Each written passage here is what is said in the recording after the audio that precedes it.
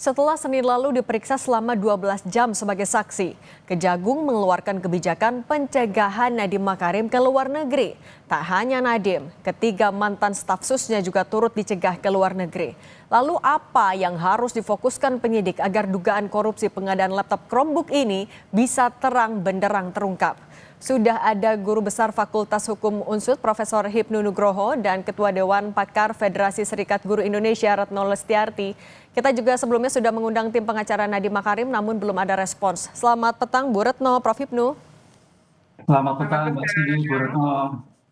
Saya mau ke Prof Hipnu dulu. Prof Hipnu, kita mundur dulu ke hari Senin ketika salah satu materi yang diperiksa penyidik kepada Nadiem Makarim adalah rapat pengadaan tanggal 9 Mei 2020 yang hasilnya memutuskan memilih laptop Chromebook untuk dibeli.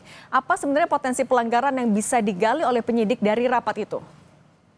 Ya, begini Mbak, dalam hal suatu pengungkapan perkara, itu yang dicari adalah cut off-nya. Simpul perbuatan melawan hukumnya itu di mana?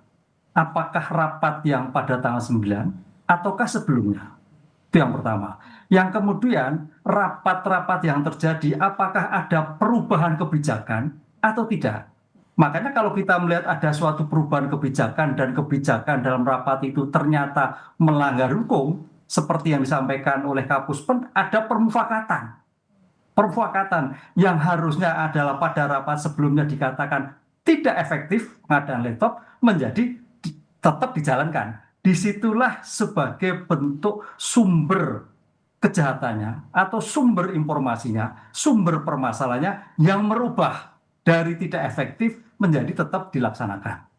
Kemudian dari suatu kesepakatan rapat yang harusnya merubah spek atas suatu pemilihan jenis juga dilaksanakan. Disitulah Mbak saya kira cut off melihat suatu simpul-simpul kejahatannya muncul dari itu. Kalau itu sudah dapat diketahui tentang permufakatan, gampang itu tentang tindakan-tindakan pengungkapan selanjutnya. Begitu kira-kira. Oke, tapi Prof Hipnu sedikit saja, kalau terkait dengan kebijakan pengadaan sesuatu barang di kementerian, apakah dari pengalaman sebelumnya Menteri selalu mengetahui kebijakan ini secara detail?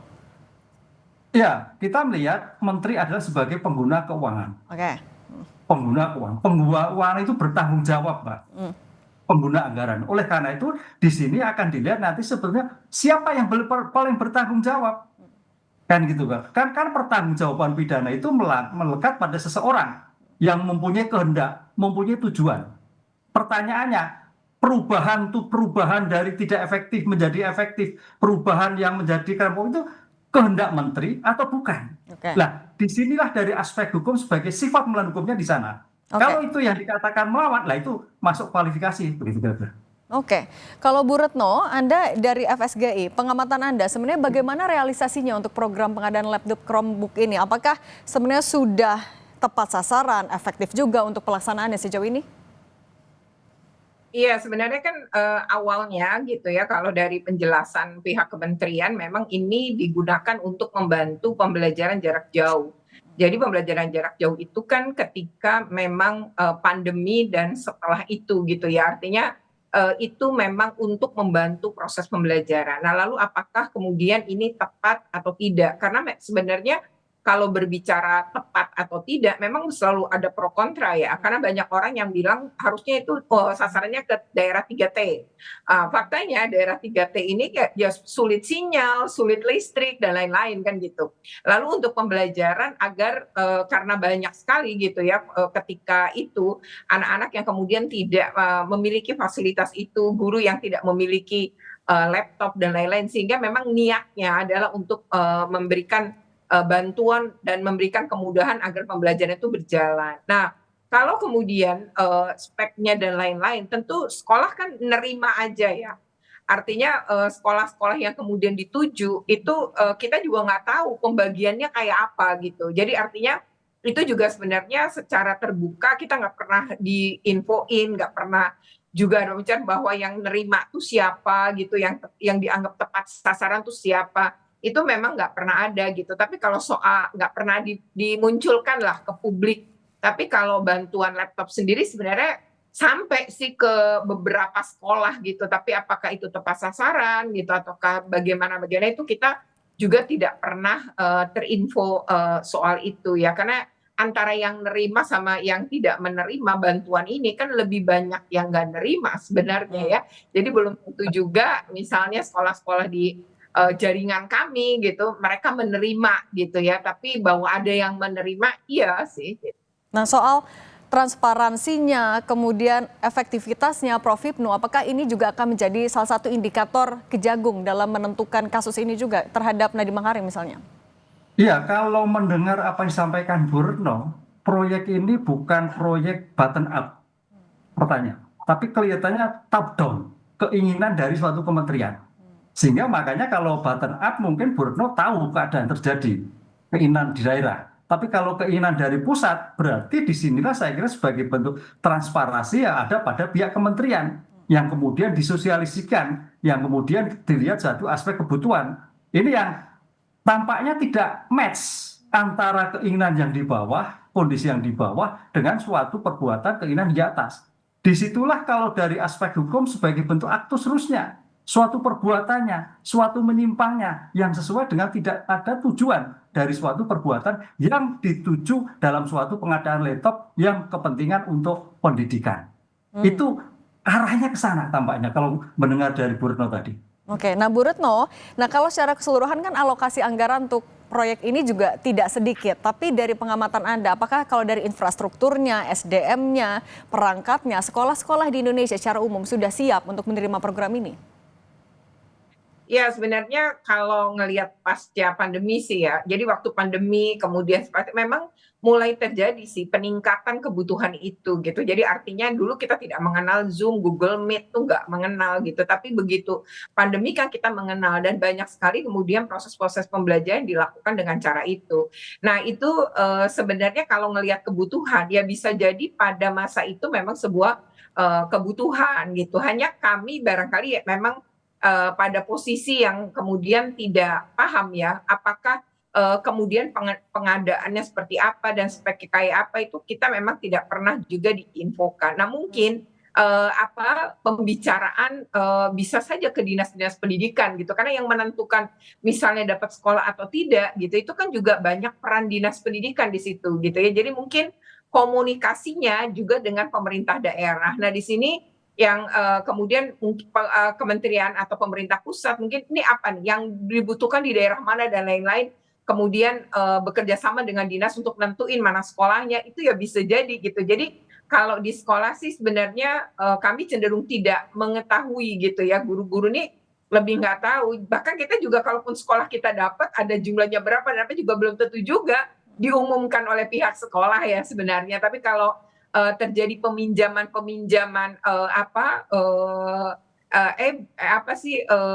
beberapa tadi ya seperti laptop dan lain-lain gitu di sekolah memang ada. Tapi ketika misalnya ya kalau kita berbicara pandemi, sebenarnya bantuan-bantuan itu pun bisa digunakan kan lewat handphone ya. Dan sebenarnya saat itu pun banyak sekali gitu orang tua yang kemudian patungan juga untuk anak-anak yang kemudian keluarganya sebenarnya nggak mampu gitu. Jadi memang ada gitu gerakan-gerakan seperti itu pun saat itu ada, nggak harus laptop sebenarnya. Oke, itu yang terjadi di lapangan ya Bu Retno. Kita mau kembali dulu ke kasus Ya. Prof. Hipnu. Prof. Hipnu, tapi kan yang terbaru Kejagung mencegah Nadiem Makarim keluar negeri dan membuka kemungkinan akan memanggil kembali. Apa iya hanya karena butuh klarifikasi dan keterangan tambahan atau ada kemungkinan lain Prof. Hipnu?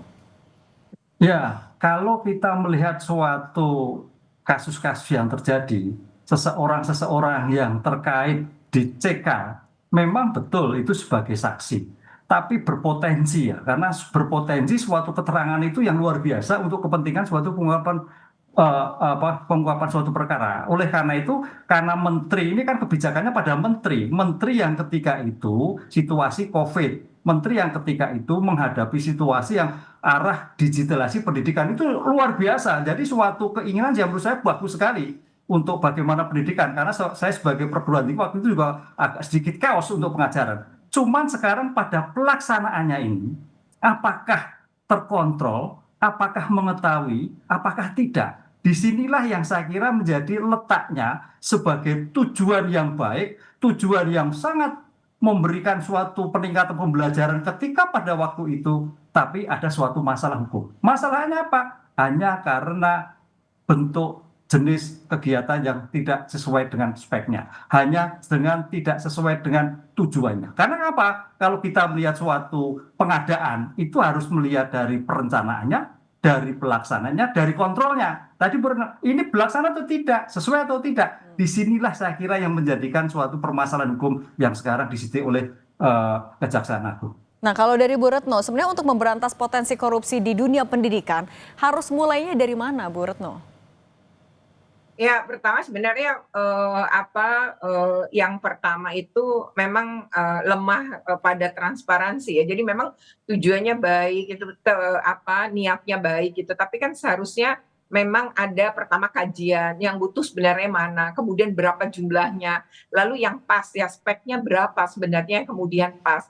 Nah, ini kayaknya tidak didahului dengan itu. Padahal sebenarnya sebuah kebijakan salah satunya gitu ya, kebijakan itu akan baik, kebijakan itu efektif, yaitu jika salah satunya kan bermainnya di data ya, sehingga data ini yang kemudian nampaknya lemah. Kemudian yang kedua kan ketika ini disebarkan ya, misalnya ke seluruh daerah gitu ya, kemudian ke banyak sekolah gitu. Nah, bagaimana pengawasannya ini gitu. Jadi sebenarnya ini kan harusnya ada bentuk-bentuk yang pengawasan hingga pada posisi di daerah juga. Misalnya bagaimana inspektorat juga kalau memang ada hubungannya pemerintah daerah dengan pemerintah pusat gitu, kemudian ada pembagian, harusnya kan juga ada bentuk-bentuk pengawasan. Nah, ini yang nampaknya tadi ya, pencegahan kan lebih baik gitu. Nah, nampaknya itu tidak, mungkin karena orang percaya aja di masa itu begitu memang dibutuhkan, kemudian jadi seolah-olah tuh ya udahlah yang penting untuk kebaikan, dan padahal kan sebenarnya enggak, karena ini kan uang negara ya. Artinya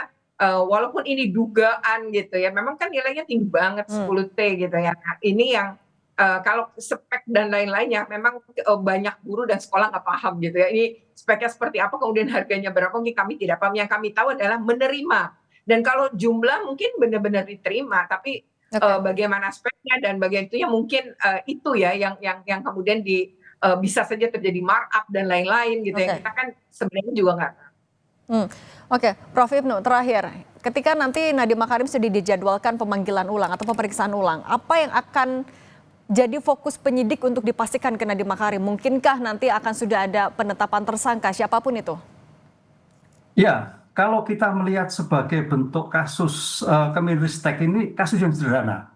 Karena apa? Lokusnya sudah jelas, 1922. Temposnya jelas, ada di tingkat kementerian, kan gitu kan. Lokus temposnya jelas. Sekarang sebetulnya tinggal menentukan siapa yang paling bertanggung jawab atas kasus ini. Kan itu. Apakah pengguna anggaran, yaitu kementerian, apakah hanya PPK, pejabat pembuat komitmen. Kalau pejabat pembuat komitmen kasihan, itu hanya eksekutor. Tapi eksekutor ini karena tidak bisa menolak, karena intervensi. Intervensi pimpinan yang harus melaksanakan. Disitulah saya kira dua hal ini yang harus menjadikan pertanggungjawaban sebagai pengguna anggaran dan sebagai pelaksanaan yang mungkin tidak mau menolak atau tidak berani menolak atas suatu tindakan yang begitu, sehingga terjadi suatu tindakan korupsi.